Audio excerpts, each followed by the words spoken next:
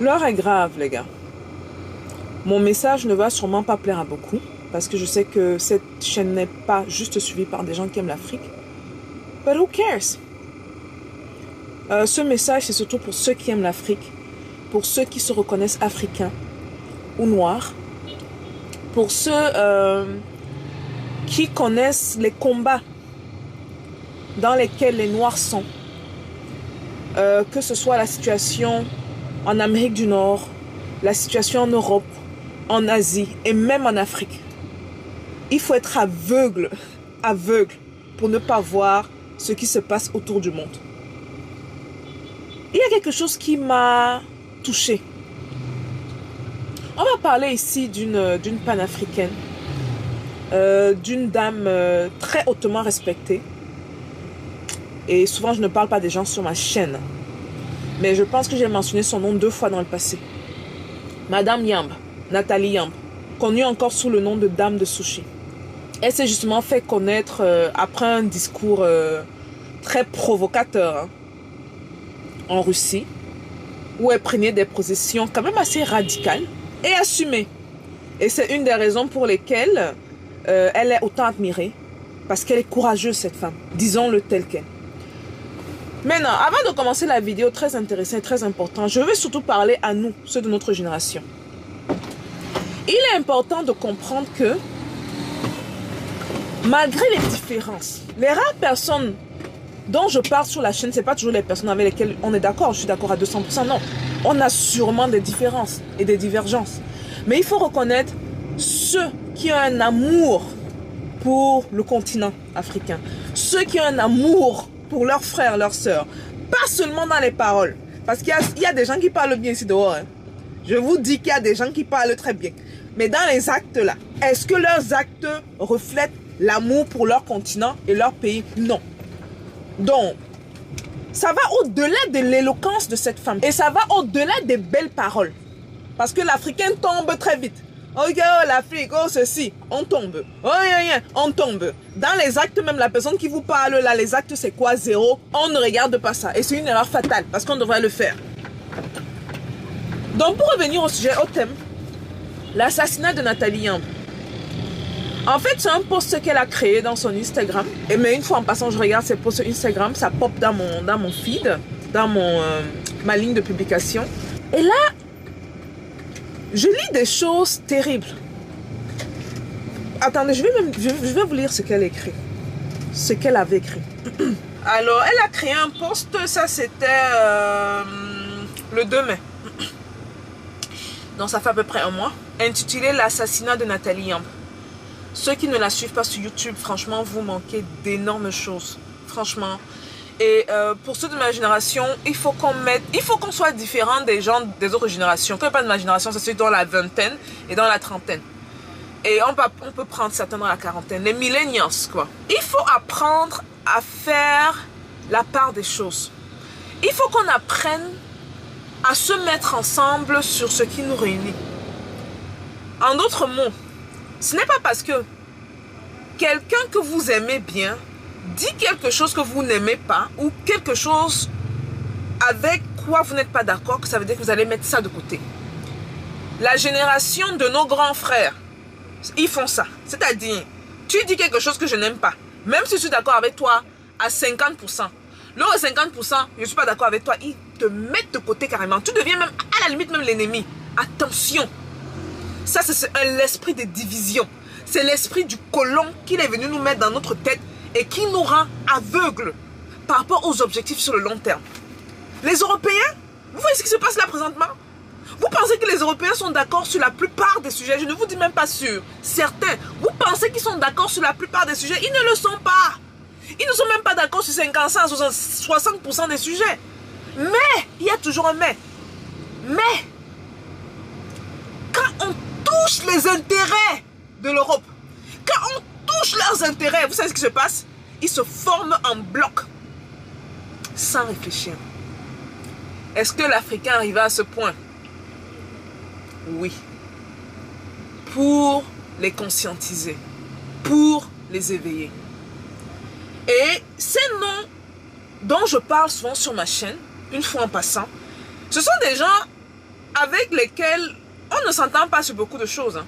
Mais, juste de savoir que ce sont des gens qui défendent les intérêts de l'Afrique. Je suis derrière eux. Même si on ne s'accorde que sur 20 ou 30% des choses, ou 40% des choses, je suis derrière eux.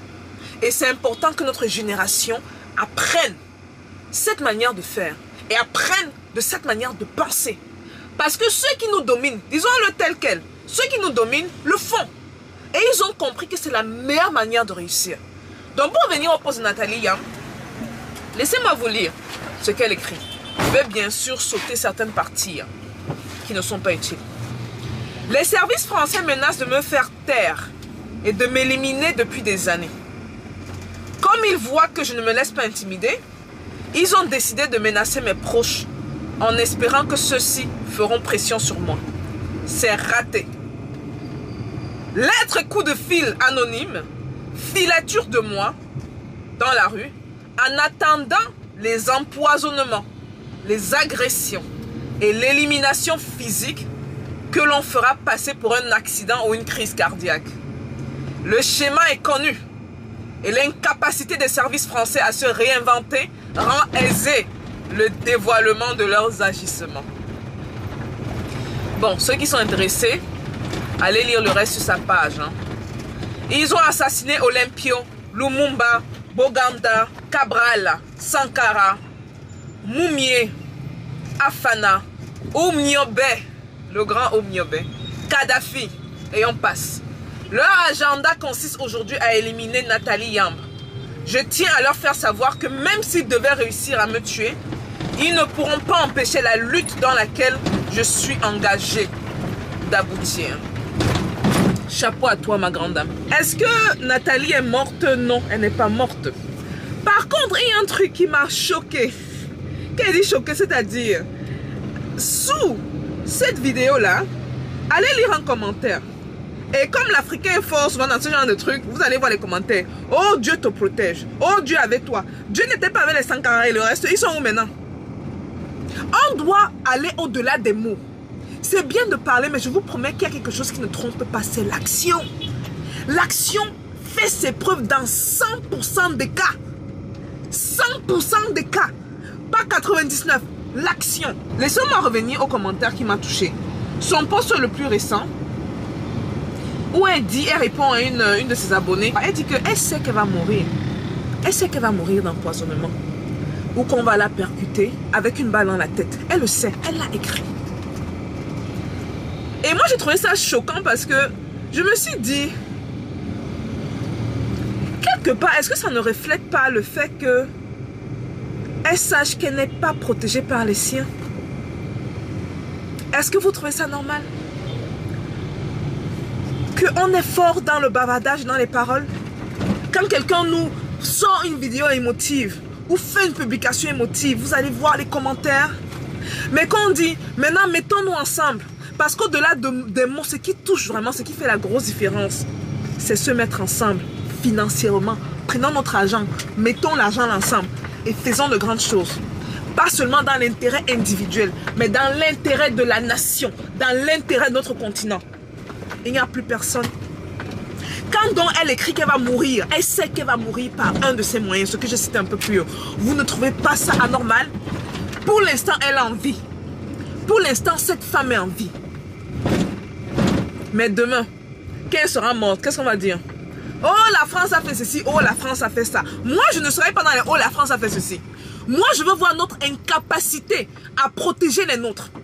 Je veux voir notre incapacité à nous, les acteurs économiques. Parce que ici, ce n'est pas les bavardeurs, ceux qui bavardent là. Non, ici, c'est ceux qui ont ça. Et ceux qui ont ça, l'argent là, l'argent là, c'est ceux qui contrôlent le monde. Nous, notre incapacité à protéger les nôtres. Parce qu'on est dans le bavardage.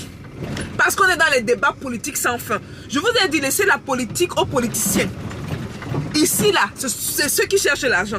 Et c'est là où maintenant je vais perdre beaucoup parce que certains m'ont dit que on n'est pas dans la recherche de l'argent, il faut qu'on continue à bavarder. Continue à parler. Plus de 1200 ans, le noir est maltraité. En commençant par la traite arabo-musulmane, on oublie souvent, très souvent ça. On se concentre sur la colonisation et tout le reste. Plus de 1200 ans. Regardez ce qu'on fait aux Noirs autour du monde. Regardez même encore récemment, il y a un étudiant là, résident ukrainien pendant 15 ans, qui est arrivé en Ukraine, on l'a traité comme du n'importe quoi, on l'a mis à nu, sans caleçon. On lui a donné un numéro. Ça ne vous rappelle pas l'esclavage? Les gars, vous savez, moi je dis une chose. Hein. Dans une équation à plusieurs variables, il faut apprendre à identifier une des variables les plus importantes. Nous. Nathalie est en bas en vie présentement. Mais demain, elle ne le sera sûrement pas. Est-ce que nous sommes donc capables de nous fédérer, de nous mettre ensemble, de mettre nos différends de côté? Parce que vous voyez comment je parle en bien d'elle. Mais je ne suis pas d'accord avec elle sur tous les points.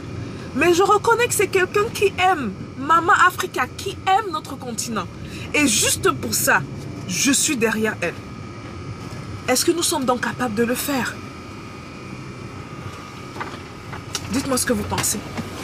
Est-ce que c'est mieux de continuer à bavarder sans rien faire? Est-ce qu'on devrait se rendre compte que le changement commence par la profondeur économique de nos poches? Parce que tous nos activistes là, la plupart, ils sont morts, assassinés et on les a zigouillés. Leurs propres activistes là-bas, en France, il y a certains même qui sont même morts à l'âge de 90 ans et plus. Ils sont toujours en vie. Alors qu'ils ont carrément avoué qu'ils ont commis des crimes contre l'humanité. Ils sont venus, ils ont tué des Africains. Ils sont toujours en vie. Je vous attends dans les commentaires, les gars. Parlons peu, mais parlons vrai. Peace out.